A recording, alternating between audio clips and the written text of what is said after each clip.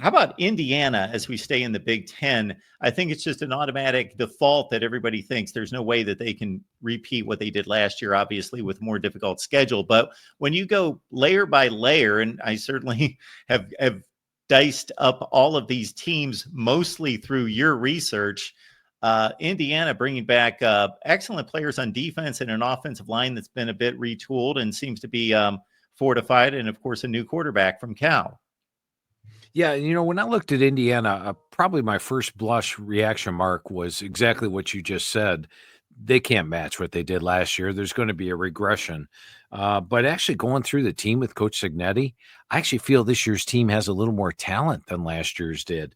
Now, quarterback, it's going to be tough to replace what Curtis Rourke did last year. I mean, he had 29 touchdown passes, 5 interceptions, third down, he was almost automatic. But I like Fernando Mendoza coming in from Cal. He had an underrated type of year. In fact, Cal was a team that had so many close losses. They were a couple plays away from being 9-0 at one point last year. I like the addition of Roman Hemby from Maryland at running back.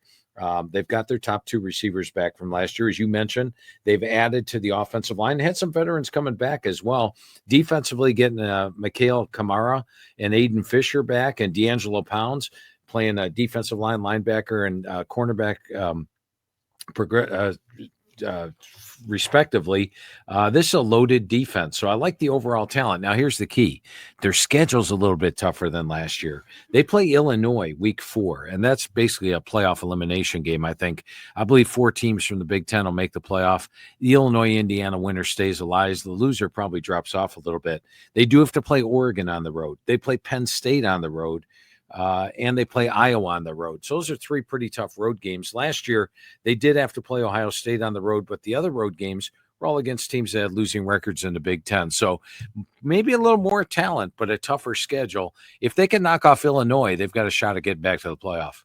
Phil, you brought up your conversation with Curt Signetti, which, for one thing, I would love to hear, because the guy, every time he opens his mouth up, it seems to draw attention one way or the other. For one thing,